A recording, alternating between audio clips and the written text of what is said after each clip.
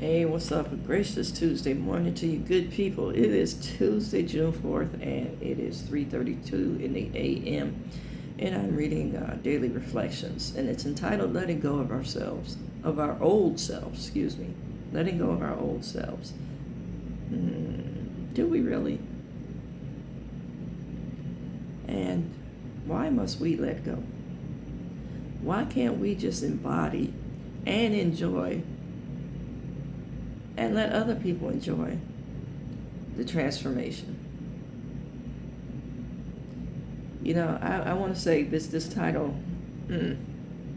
again, letting go of our old selves, just gives me cause for pause, because we tell ourselves that, just like we tell ourselves, oh, I gave whatever problem to God. I gave it to God. And then I think about, the visual that I often teach, and some people, have heard me say this ad nauseum.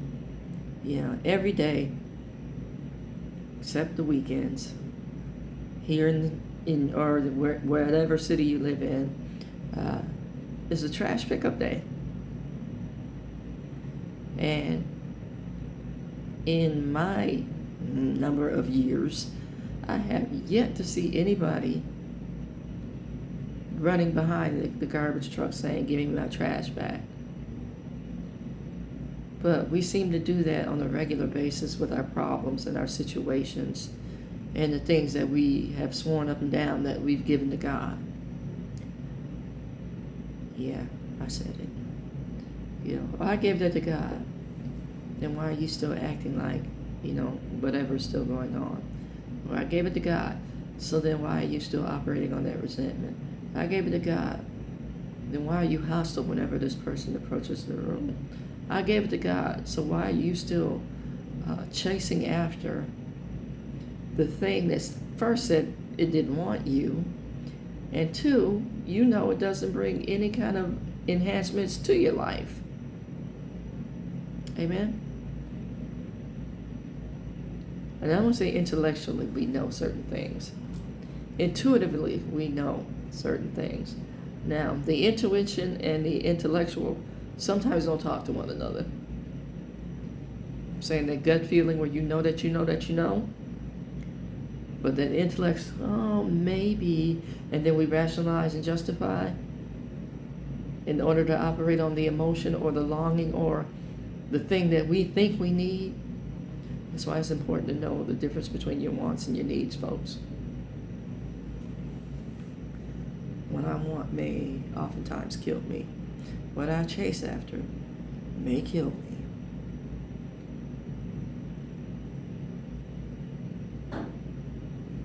Letting go of our old selves. It starts off with carefully reading the first 5 proposals. We ask if we have omitted anything, for we are building an ark through which we shall walk a free man at last, or woman.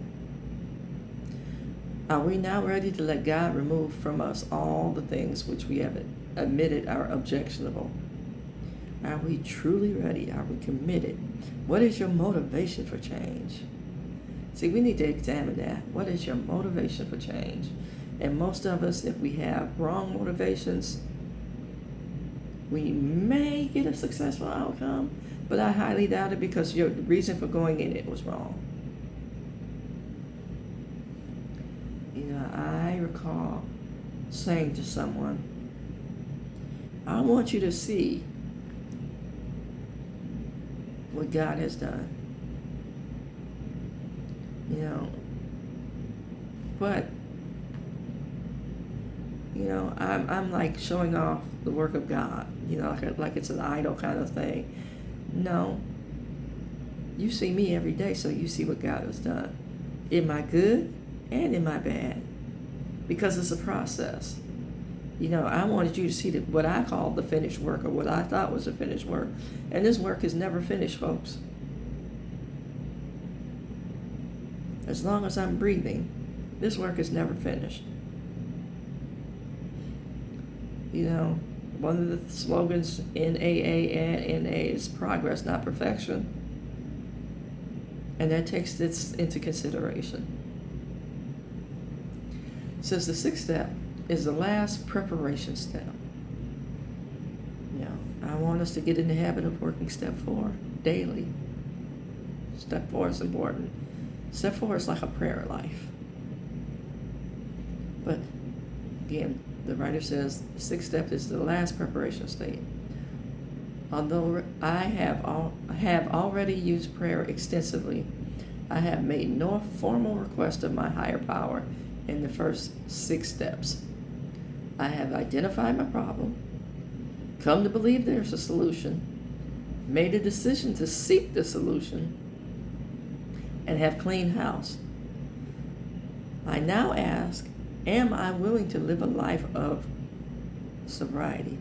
And sobriety, the true definition of sobriety, we kind of relegate it to abstaining from drugs or alcohol. Sobriety is clear and rational thinking. You've heard the term sober as a judge. That's what sobriety is, clear and rational thinking. Okay, let me get back to this.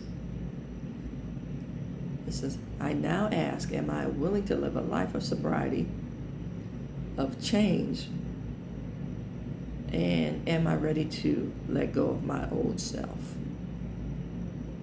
Now, our old self served us well when we were operating in survival mode. And again, I want to say that base brain functioning, that fight or flight.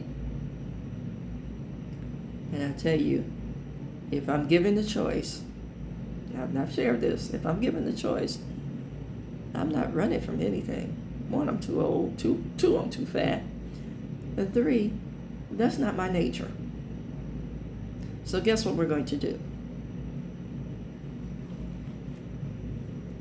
Since I must determine if I am truly ready to change.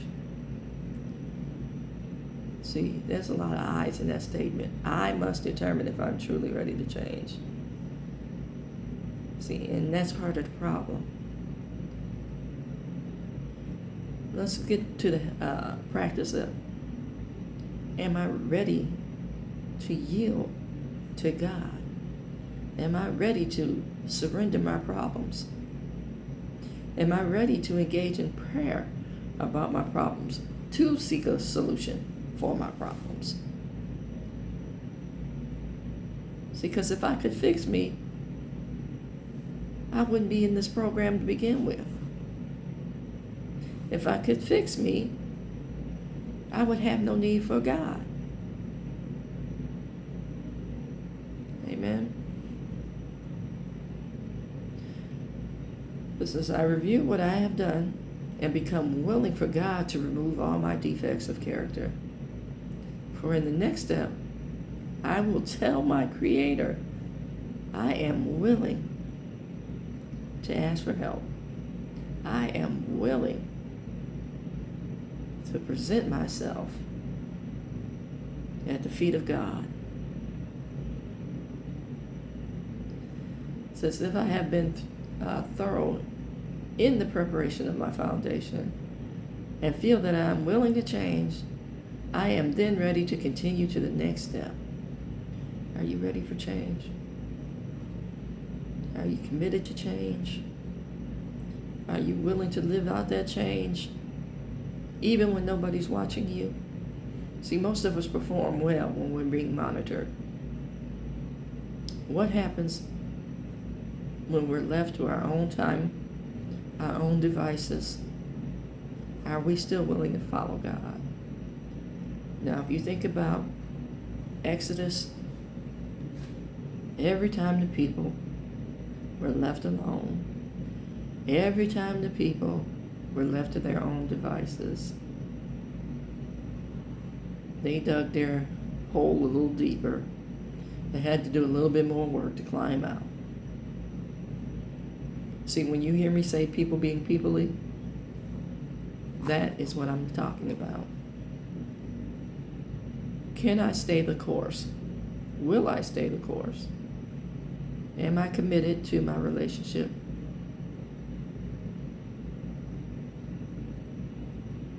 Am I committed to my relationship?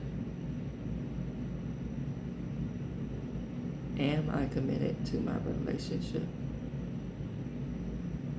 See, I'm repeating this because I want this to sink in.